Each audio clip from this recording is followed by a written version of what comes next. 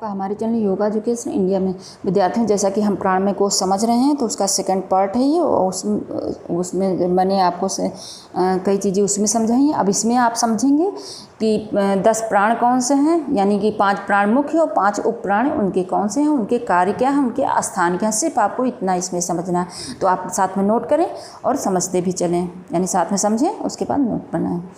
चलिए, प्राण के प्रकार तथा उनके उपप्राण। ठीक, तो सबसे पहले नोट करें प्राण, अपान, समान, उदान, व्यान। और इनके उपप्राण हैं नाग, क्रोम, कृकल, देवदत्त, धनंजय। ये आपको ध्यान रखना है। ऊपर से नीचे भी, यानी ऊपर से सबसे पहला स्थान प्राण, दूसरा है अपान, तीसरा है समान, चौथा है उदान और व्यान। अगर नीचे से कभी पूछा जाए कि इधर से अगर आपको व्यान से पूछा जाए तो आप सबसे पहले फिर इसको रखेंगे पहले स्थान पे, से फिर व्यान, फिर उदान, फिर समान, फिर अपान, फिर प्राण। इस तरह किसी भी प्रकार से क्वेश्चन पूछा जा सकता है घुमा के, और समझने के लिए भी काफ़ी है। अब चलिए, प्राणमय कोश के कार्य और स्थान समझें, मेन इम्पॉर्टेंट है, जो कि कभी बहुत बच्चे कंफ्यूज होते रहते हैं इसमें। तो सबसे पहले मेन नाम समझें। नाम यानी प्राण, सबसे पहला प्राण। चलिए नाम नोट करें। प्राण का स्थान, प्राण के कार्य, जैसा कि प्राण बताया मैंने आपको। प्राण, इसका स्थान कहाँ, मुख से हृदय तक, मुख से हृदय तक और यानी हृदय से मुख तक, ये आपको ध्यान रखना है। और इसके कार्य क्या हैं, भूख, प्यास, जीवनी शक्ति का संचार करना है, प्राण का कार्य है। दूसरा है अपान। अपान है नाभ से पाद तल तक, यानी पैर के तलवे तक, ठीक, से लेकर रेक्टम सिस्टम तक। इसका स्थान है नाभ से पादतल तक से लेकर रेक्टम सिस्टम तक है, ये आपको ध्यान रखना है।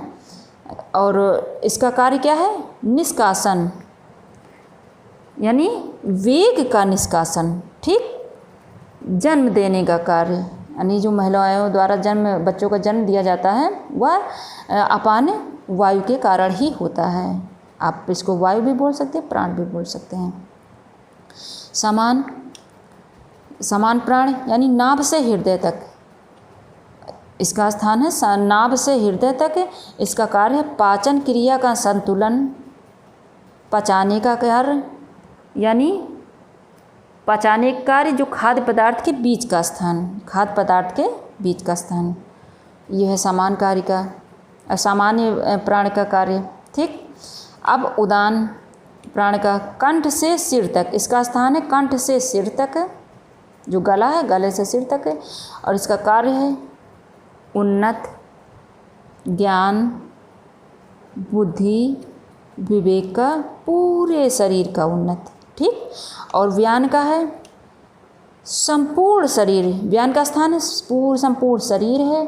और इसके द्वारा गतिशीलता, यानी ये जो ट्रांसपोर्ट का कार्य यही करता है ये व्यान प्राण ही, और यानी कि पूरे शरीर का कार्य इसके द्वारा होता है। और किसी भी अंग में अगर शिथिलता नहीं इसके द्वारा आती है, और ऑक्सीजन और ब्लड भी इसी के द्वारा सप्लाई होता है, व्यान प्राण के माध्यम से। आप चलिए उपप्राण इसके समझ लें।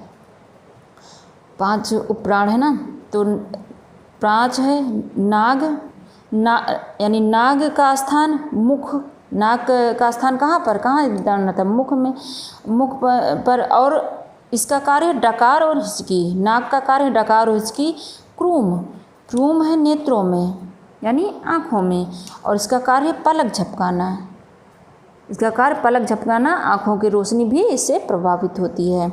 और तीसरा है कृकल, कृकल कहाँ पर, कंठ पर।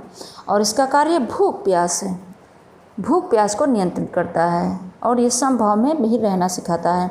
देवदत्त नासिका, इसका स्थान नासिका है। जम्हाई, इसका कार्य है जम्हाई यानी जम्हाई और छींक, इसके द्वारा जम्हाई और छींक पर कंट्रोल होता है और इस कार्य होता है, इसका कार्य है। और 5वां है धनंजय, ये जो देवदत्त है इसका जम्हाई छींक। और 5वां धनंजय संपूर्ण शरीर, धनंजय जैसे व्यान का उपप्राण है ना, तो संपूर्ण शरीर। और इसका कार्य है सूजन, जो कहीं सूजन हो जाती है इसके द्वारा ही होती है, कहीं चोट लग जाती है, तो इसी कारण ये ऐसा संभव हो पाता है। और शरीर के साथ या शरीर के साथ भी रहता है और मृत्यु पर्यंत यानी डिकम्पोज, जब तक शरीर डिकम्पोज नहीं हो जाता तब तक होता है। और ये यानी कि सारे प्राण तो छोड़ के निकल जाते हैं। शरीर में सब कुछ रहता है, चला क्या जाता है? प्राण ही तो हमारे निकल जाते हैं। प्राण ही तो हमारे सखा हैं, प्राण ही तो हमारे बंधु हैं, प्राण ही तो हमारे पिता हैं। प्राण के बिना कोई कुछ भी नहीं है। कितना भी सगा से सगा व्यक्ति है, अगर उसका प्राण निकल जाए तो आपने हमारे सगे संबंधी कहें कि जाओ इसको जल्दी से दफना दो। अब कितना भी प्यार कर रहा हो, रो रहा, अगर उससे कह दो कि जो है इसको अच्छा, चलो बहुत रो रहे हैं, उससे कह दो अच्छा ठीक है बॉडी रख लो, जितने दिन मन हो उतने रहो, तो कहेंगे नहीं नहीं नहीं ले जाओ इसको जल्दी से दफना दो।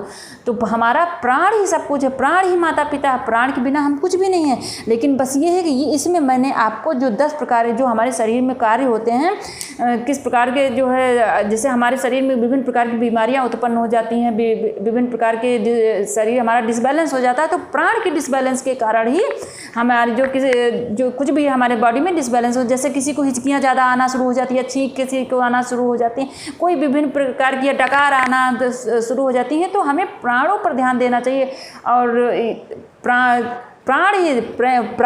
पर ही विजय प्राप्त करना चाहिए, तभी हमारा जो है सब कुछ डेवलप हो सकता है, जैसा कि मैंने पिछली वीडियो में भी बताया और इसमें भी मैं आपको एग्जाम्पल के तौर पर बता रही हूँ।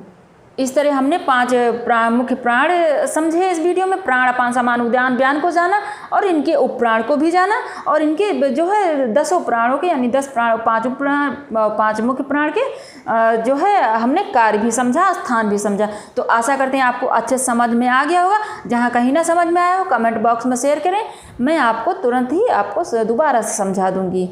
और हमारे चैनल पर नए हैं तो मेरे चैनल को सबसे पहले सब्सक्राइब करिए, बेल आइकन जरूर प्रेस करना और अपने इष्ट मित्रों को भी शेयर करना, ताकि आपके साथ साथ उनको भी लाभ प्राप्त हो सके। धन्यवाद।